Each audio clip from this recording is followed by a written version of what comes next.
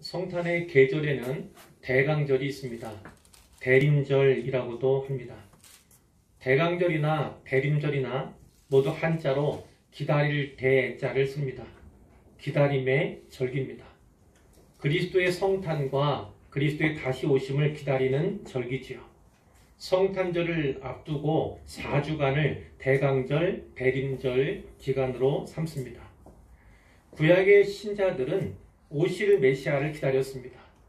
오늘 우리는 다시 오실 그리스도를 기다리죠. 항상 기다려야 하지만 성탄절을 앞둔 이 시기에는 더 간절히 기다려야 합니다. 성탄의 기쁨을 믿음으로 고백하고 구원의 감격을 경험한 신자들은 그리스도의 재림의 감격도 기대할 수 있습니다. 인생은 기다림입니다. 하루하루가 기다림의 연속이지요. 우리의 삶 속에서 그 기다림의 순간들을 되뇌어보시길 바랍니다. 약속을, 그 시간을 기다리고 누군가로부터 연락이 오기를, 전화가 오기를, 문자가 오기를 기다리고 또 누군가를 만나기로 했는데 그가 빨리 오기를 기다리는 것이 우리의 또 생활 모습입니다. 좋은 소식을 기다리고 또 밤늦게 또 아이들 들어오지 않으면 그 아이들을 기다리는 거, 돌아온 남편을 기다리고 또 아내를 기다리는 거, 그리고 월급날을 기다리는 거. 요즘에는 코로나19 이 시대 속에서 코로나19가 빨리 끝나기를, 종식되기를 기다리는 것이 우리의 삶의 모습이죠.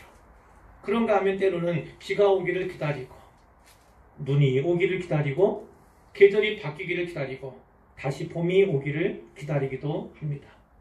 누군가는 합격을 기다리고 누군가는 진급을 기다리고 누군가는 승진을 기다립니다. 이처럼 우리의 삶은 기다림의 연속이죠.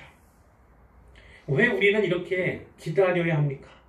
모든 것에는 다 때가 있기 때문입니다. 때가 있기 때문이에요. 전도서 3장은 이렇게 말씀합니다. 날 때가 있고 죽을 때가 있으며 심을 때가 있고 심은 것을 뽑을 때가 있으며 죽일 때가 있고 치료할 때가 있으며 헐 때가 있고 세울 때가 있으며 울 때가 있고 웃을 때가 있으며 슬퍼할 때가 있고 춤출 때가 있으며 찾을 때가 있고 잃을 때가 있으며 지킬 때가 있고 버릴 때가 있으며 씻을 때가 있고 찢을 때가 있고 꿰맬 때가 있으며 잠잠할 때가 있고 말할 때가 있으며 사랑할 때가 있고 미워할 때가 있으며 전쟁할 때가 있고 평화할 때가 있느니라.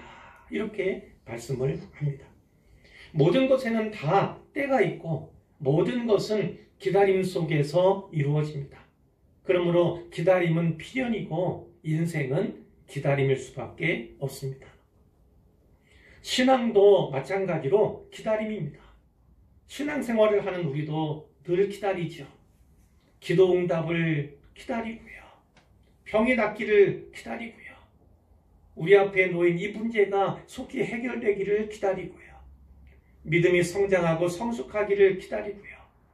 다시 오실 주님을 기다리는 것이 우리의 삶의, 우리의 신앙의 모습입니다.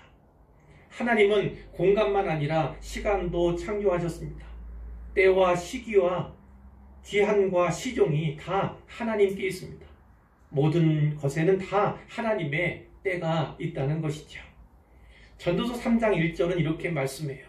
범사에 기한이 있고 천하 만사가 다 때가 있다. 이런 말씀을 합니다. 그리고 그 11절에는 이렇게 말씀을 합니다. 그러나 하나님이 하시는 일의 시종을 사람으로 측량할 수 없게 하셨도다. 하나님께서 그분이 하시는 일의 시종을, 처음과 끝을 사람이 측량할 수 없게 만드셨다는 말씀이에요. 그 때문에 우리는 흔히 이런 갭을 느낍니다. 우리의 때와 하나님의 때, 우리의 시간과 하나님의 시간 가운데 갭이 있음을, 시간적인 차이가 있음을, 간격이 있음을 우리가 늘 알게 되는 것이죠. 우리는 늘 속히 응답받기를 원하고 속히 확정되기를 원하고 그 일이 속히 이루어지기를 원하는 그런 경향이 있습니다. 그러나 하나님은요, 빠른 것보다는 우리의 성장과 우리의 성숙을 원하시는 하나님이시기 때문에 그분의 때를 당기시지 아니하고 기다리시는 것이 우리 하나님의 모습이고 또한 성품이기도 합니다. 따라서 신앙이 있어도 믿음이 있어도 역시나 기다려야 하는 것이죠. 모든 것은 다 기다림 속에서 이루어지고 신앙도 마찬가지로 기다림입니다. 성경에 나오는 믿음의 사람들, 구약의 사람들 몇몇을 살펴보면 그들이 한결같이 다 기다림의 사람들이었음을 우리가 알게 되지요. 노아는 무려 120년을 기다렸습니다.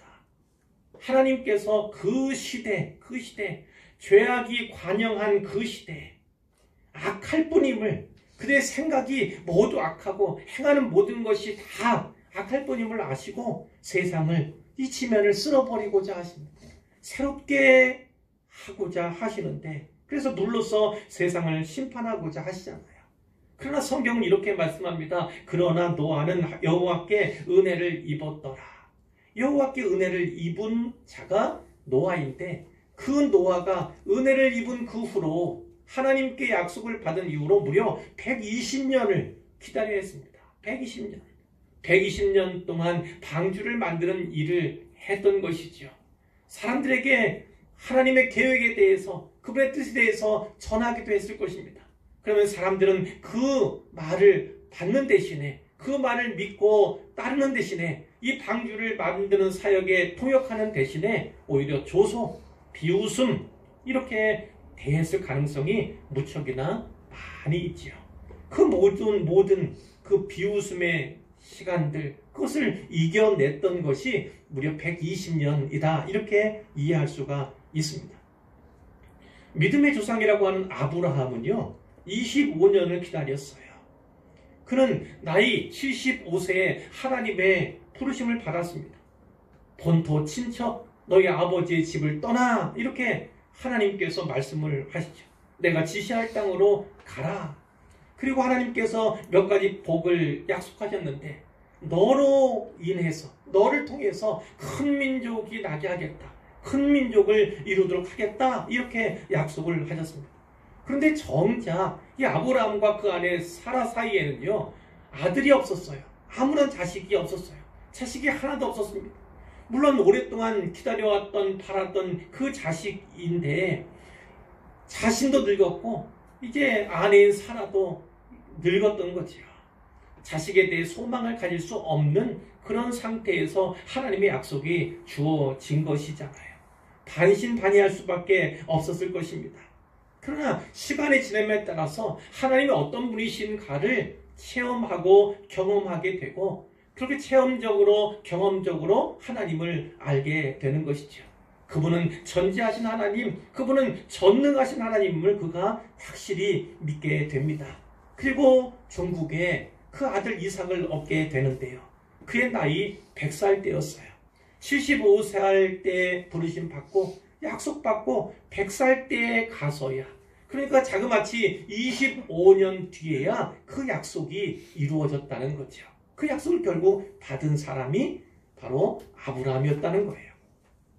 같은 25년이라도요, 나이가 젊었을 때 25년과 100살 근처 그 나이의 25년은요, 차이가 있는 것이죠. 젊었을 때는 더 많이, 더 오래 기다릴 수 있지만 이미 나이가 차고 특별히 자식을 갖기에는 어려운 형편, 그런 상황이잖아요. 그 가운데서 기다린 25년은 정말 대단한 것이 아닐 수가 없죠. 로마서 4장 28절 이하에서는 이렇게 이곳에 말씀합니다. 아브라함이 바랄 수 없는 중에 바라고 믿었다는 거예요. 바랄 수 없는 중에 바라고 믿었던 것이 아브라함이었다. 이렇게 말씀을 하고요.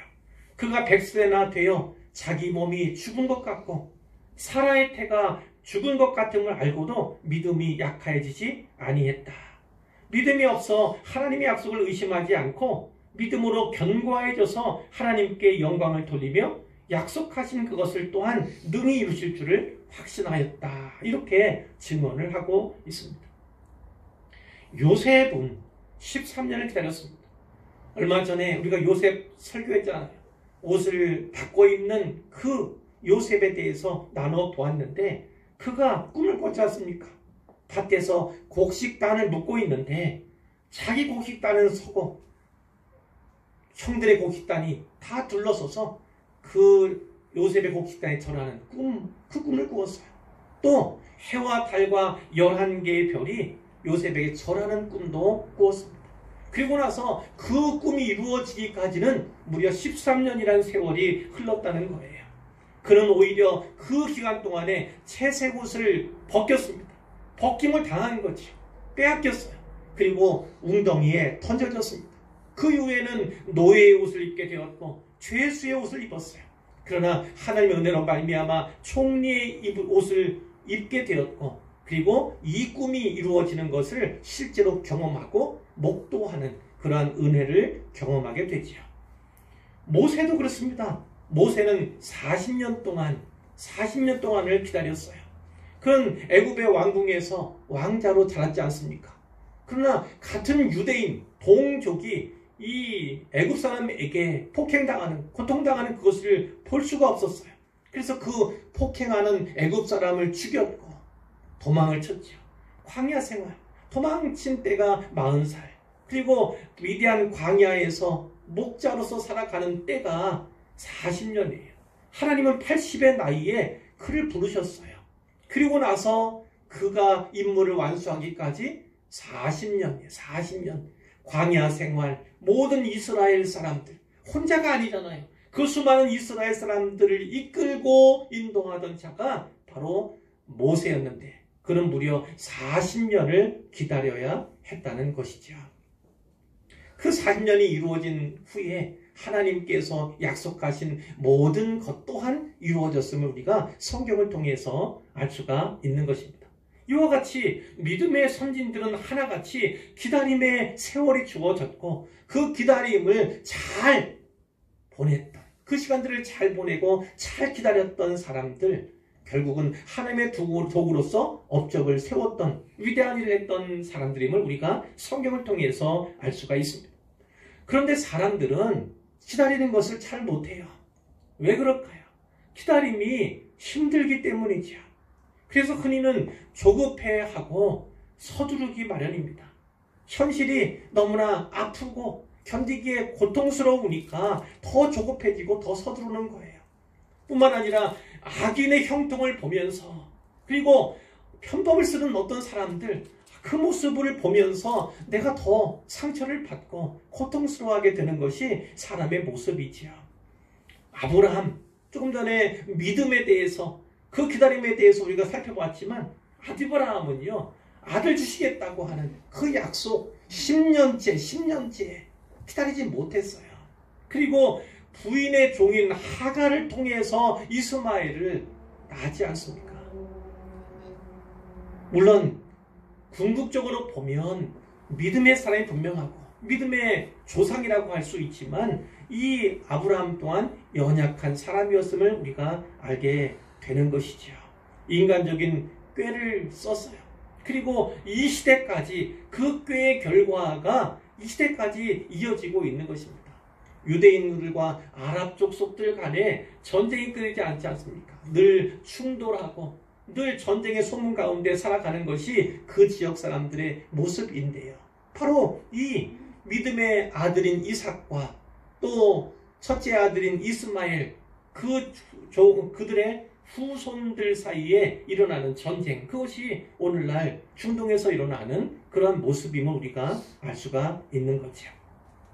하박국 선지자 이야기도 할 수 있는데요. 하박국 1장에 보면 하박국 선지자가 하나님께 계속해서 이렇게 말해요. 어찌하여 하나님은 이렇게 얘기를 한다고요. 예를 들면 이런 겁니다. 여호와여, 내가 부르짖어도 주께서 듣지 아니하시니 어느 때까지입니까? 내가 강포로 말미암아 외쳐도 주께서 구원하지 아니하시나이다. 이렇게 호소하고 한탄을 한다고요. 어찌하여 내게 죄악을 보게 하시며 패역을 내 눈으로 보게 하십니까? 이렇게. 어찌하여 거짓된 자들을 방관하시며 악인이 자기보다 의로운 사람들을 삼키는데도 잠잠하십니까? 주께서 어찌하여 사람을 바다의 고기 같게 하시며 다스리는 자 없는 벌레 같게 하십니까? 이렇게 어찌하여 호소하고 한탄해요. 근데 하나님께서 그 하박국 선지자에게 무엇이라 말씀하십니까? 비록 더딜지라도 기다리라는 겁니다. 지체되지 않고 반드시 응할 것이다. 이렇게 기다리라는 말씀을 하시는 것이죠. 이런 경우도 있어요. 악인의 형통을 보면 더 힘이 들잖아요. 악인이 비슷한 조건, 환경에서 속히 빠져나가는 것을 보면 더 열이 받는 거예요. 시편 37편도 다윗의 시인데 거기에 이런 말이 있습니다. 자기 길이 형통하며 악한 꾀를 이루는 자 때문에 불평하지 말지어다. 단지 형통, 하나님께 주신 형통이 아니라 자기의 길, 자기의 꾀, 자기의 계획에 의한 형통, 그것을 구가하는 자, 그리고 악한 꾀를 이루어가는 자 때문에 불평하지 말라, 이런 말씀이 있어요. 또 오늘 본문 4절에 보면 여호와를 의지하고 4절에 나오잖아요. 근데 그것과 반대되는 개념이 어디 있습니까? 교만한 자와 거짓에 치우치는 자를 돌아보는 것, 그것이 반대되는 거예요. 반대되는 거. 그런데 교만한 자, 거짓에 치우치는 자들은 오히려 형통의 모습, 잘 되는 모습, 물론 그들도 어려움이 없지 않아 있지만 그 어려움을 잘 빠져나간다고요. 그런 사람들의 모습을 보면서 우리는 열받을 수밖에 없잖아요. 그리고 오히려 기다림이 힘겨워지고, 그리고 나에게 기다림이 무슨 뜻인가, 어떤 의미가 있는가, 그것 때문에 오히려 괴로워하는 그런 경우들도 있죠. 이처럼 기다림은요, 쉽지가 않은 것입니다. 기다림은 어렵고 힘든 거예요. 오늘의 시편 40편은 다윗이 지은 시잖아요. 2절에 보면 나를 기가 막힐 웅덩이와 수렁에서 끌어올리시고 라는 표현이 있어요. 다윗이 이 시를 지을 때, 또래할 때 그가 어떤 상황 가운데 있었는가를 짐작하게 하는 그런 표현이 아닙니까? 기가 막힐 웅덩이. 이 기가 막히다는 것은 끔찍하다, 이런 의미예요. 소름 끼친다, 이런 거예요. 끔찍하고 소름 끼치는 웅덩이 연상을 해보세요. 그 뒤에 나오는 단어는 뭡니까? 수렁이에요, 수렁. 수렁 뭔지 아시죠? 늪과 같아서 발을 담그면 빠져나올래도 빠져나올 수 없는 그런 늪지대, 진창을 가리키는 말이 아닙니까? 그러니까 이 웅덩이, 이 수렁 어떤 걸까요? 이러지도 저러지도 못하는 상황이에요. 내 힘으로는요, 내 혼자서는 어찌할 수 없는 그런 상태를 말하는 것이 이 웅덩이와 또 수렁이라는 그런 말이에요. 그런데 그 앞에 수식하는 단어가 뭐가 있습니까? 기가 막힌 거, 기가 막힌 거, 진짜 헛웃음만 나오는 거, 진짜 이럴 수 있는가? 내 인생이 진짜 이럴 수 있는가? 그 웅덩이와 수렁 사이에서 내 인생이 어찌 이렇게 됐는가? 한탄할 수밖에 없는, 망연자실할 수밖에 없는 그런 때를, 인생의 때를 우리가 연상할 수 있습니다. 다윗을 생각해 보세요. 그의 인생을 조명해 보세요. 그는 소년일 때 이스라엘의 용사로 거듭나지 않았습니까? 골리앗을 물리쳐서 민족을 구했어요. 나라를 구했어요. 그리고 사울 왕 앞에서 이제 살아가게 되는데 그에게서 어떤 핍박을 받습니까? 고난을 받습니까? 단창으로 박으려고 하죠. 그리고 그 이후에 계속해서 다윗의 생명을, 목숨을 노립니다. 많은 군사들을 동원해서 그렇게 하지요. 도망갈 수밖에 없고, 또 다른 나라에 의지할 수밖에 없고, 또 적국의 왕에게 의지할 수밖에 없는 그런 형편을 살아가게 되잖아요. 그런데 이 일이 언제 일어났습니까? 하나님께서 사울 왕 대신에 다윗을 택하신, 이스라엘의 두 번째 왕으로서 다윗을 기름 부어주신 그 이후에 이 고난이 시작되었음을 우리가 알게 되는 것이죠. 그리고 그 고난의 시기는 무려 20년이었어요. 왕으로 기름 부음을 받고 실제로 왕이 되었던 그때까지의 시간적인 간격이 무려 20년이었다는 거예요. 20년. 기름 부음을 받았고 선택받았고 왕으로 택함받았지만 그 이후에 그는 온갖 죽음의 그 고난, 죽음의 골짜기를 건너야만 했던 것이지요. 그뿐만 아니에요. 왕이 되어서도 사랑하는 아들 압살롬이 자기가 왕이 되었다고 쿠데타를 지키지 않습니까? 그래서 아버지를 죽이려고 달려드는 거예요. 자, 이런 상황 직면할 때 이러지도 저러지도 못하는 것 아닙니까? 기가 막힐 웅덩이 수렁에 빠져서 허우적대는 것이 인생이지 않습니까? 믿었던 사람에게 때로는 배신도 당해요. 때로는 억울한 누명을 뒤집어 쓴 그런 경험도 인생 가운데는 있습니다. 그때 다윗이 어떻게 했죠? 하나님께 부르시죠? 기도했어요. 그리고 기다리고 기다렸어요. 누구를요? 하나님을요. 하나님을 기다리고 기다렸다는 거예요. 다윗의 기다림은 막연한 기다림이 아니었죠. 소망의 기다림이었고 믿음의 기다림이었던 것을 우리가 성경을 통해서 알게 되는 것이잖아요. 다윗이 기름 부음 받았으나 무려 20년 동안 기다렸다고 했어요. 다윗이 왕이 되기 위해서 한 일이 무엇입니까? 왕이 되기 위해서 자신이 한 일이 무엇이에요? 그런 왕이 되기 위해서 아무것도 하지 않았어요. 아무것도 하지 않았습니다. 사울을 죽일 수 있는 좋은 기회가, 빨리 왕이 될 수 있는 좋은 기회가 몇 차례 있었어요. 하나님께서 오히려 그에게 기회를 주셨습니다. 그러나 기회는 곧 하나님의 시험임을 잊어서는 안 돼요. 하나님께서 진짜 왕으로 세워주는 그 때와 내가 무언가를 해서 신속하게 빨리 왕이 되는 그 자리를 차지하는 것과는요, 상당한 차이가 있습니다. 하나님은 그 20년이라고 하는 오랜 세월 동안에 그를 훈련시키시고 연단시키시고 오직 하나님만을 의지하고 하나님만을 의존하는, 그래서 진짜 하나님의 마음으로 선정을 베푸는 그런 왕을 기대했던 것이고, 그것이 이루어지기 위해서는 연단의 시간이 무려 20년이 필요했던 거예요.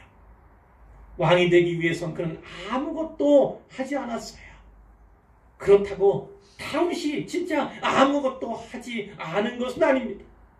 무슨 말씀이냐면 그는 기다리고 기다렸다는 거예요. 기도하면서 기다리고 기다렸다는 것, 이것이 바로 왕이 되기 위한 다윗의 준비 과정이었음을 우리가 알게 되는 것이죠. 다윗은 시편 37편 7절과 8절에서 그 기다리는 방법에 대해서, 기다림의 모습이 어떠해야 하는가, 어떤 것이 잘 기다리는 것인가에 대해서 교훈하고 있어요. 여호와 앞에 잠잠하고 참고 기다리라, 이렇게 노래하고 있지요. 잠잠히 기다리는 겁니다. 잠잠히 기다리는 건 어떤 거예요? 말하지 않는 거예요. 말은 하나님께만 하는 것입니다. 사람에게 다른 말 하지 않는 것이 바로 잠잠한 거예요. 자기 길이 형통하며 악한 꾀를 이루는 자 때문에 불평하지 말지어다, 이렇게 있는데 불평하지 않는 것이 바로 잠잠히 기다리는 것입니다. 분을 그치는 것, 노를 버리는 것, 그것이 잠잠히 기다리는 모습임을 그 시에서 역시나 말해주고 있어요. 둘째는 참고 기다리는 것입니다. 참고 기다리는 것. 로마서 8장 25절에도 이런 말씀이 있습니다. 만일 우리가 보지 못하는 것을 바라면, 눈에 보이는 것을 바라는 것이 아니에요. 그 정도가 아니라 눈에 보이지 아니하는 것을 바랄 때는 참음으로 기다릴지니라, 이렇게 말씀하고 있습니다. 참음은 인내를 말하죠. 참기 위해서는 인내가 꼭 필요합니다. 야고보서 1장 4절에 보면 인내를 온전히 이루라, 이런 말씀이 있어요. 이는 너희로 온전하고 구비하여 조금도 부족함이 없게 하려 함이라, 이렇게 말씀하죠. 하나님께서 주시는 은혜, 조금도 부족함이 없는 은혜를 누리기 위해서는 인내를 온전히 이루어야 한다는 것입니다. 로마서 5장 3절 4절엔 이런 말씀이 있습니다. 우리가 환난 중에도 즐거워하나니, 그 이유가 무엇입니까? 환난은 인내를, 인내는 연단을, 연단은 소망을 이루는 줄 알미로다, 이렇게 말씀하고 있어요. 환난이 인내를, 인내가 연단을, 연단이 소망을, 이렇게 이어지고 있는데 중간에 쭉 빼고 나면 어떤 겁니까? 환난이 곧 소망을 이루는 줄 믿는 것입니다. 환난이 소망을 이루는 하나님의 방법임을 분명히 깨달으면 그 가운데 모든 시간들을 인내하는 거예요. 인내. 이것이 연단임을 믿고 하나님께서 나를 새롭게 하시고 나를 사용하시기 위해 준비하는 그러한 기간임을 믿고 인내하는 것, 그것이 우리에게 환난 가운데서 즐거워하게 하는 믿음의 모습임을 분명히 증거하고 있는 것입니다. 소망을 위한 기다림, 여호와를 소망하는 기다림이 의미 있는, 진짜 의미 있는 기다림임을 분명히 말씀해주고 있는 것입니다. 기다림의 끝에는 분명히 축복이 있습니다. 하나님의 약속이 있습니다. 하나님의 응답이 있음을 분명하게 기억하시기를 바랍니다. 오늘 본문에서 어떻게 됩니까? 그가 부르짖으며 그리고 기다리고 기다렸더니 다윗에게 어떤 은혜를 주셨습니까? 그를 건져주셨어요. 기가 막힐 웅덩이와 수렁에서 그를 건져주셨지 않습니까? 그리고 그를 그 진창과 같은 그 늪과 같은 그곳에서 건지셔서 이제 반석 위에 이제 허우적될 필요가 없어요. 기가 막힌 것이 아니라 이제 탄탄한 반석 위에 그를 세워주셨다. 이렇게 고백하고 있는 거죠. 그리고 그 입에 노래를 주셨다는 거예요. 새 노래를 주셨다. 이렇게 말씀을 하고 있습니다. 그것을 통해서 다른 사람들이 하나님 알게 되고 하나님을 두려워하게 되고 하나님을 의지하게 되었다. 이렇게도 말씀해 주고 있는 겁니다. 그런데 오늘 설교의 요점은 이것이 아니에요. 그러면 이 기다림을 우리는 어떻게 잘 지내야 하는가? 기다림을 잘 기다리는 것으로 만들어 가야 하는가? 우리는 이 기다림 속에서 과연 무엇을 해야 하는가? 이것을 나누고 싶은 것이 제 설교의 요점이에요. 첫째는 이겁니다. 기다림은요, 내가 깨어지는 시간, 내가 부서지는 시간임을 기억해야 합니다. 기다림의 시간 동안 나는 깨어져야 하고 무수히 부서져야 합니다. 자, 무엇을 말씀드리자면 하나님은 토기장이시고요. 우리는 진흙이라 그 말씀이에요. 성경에도 나오잖아요. 하나님은 토기장이, 우리는 진흙이에요.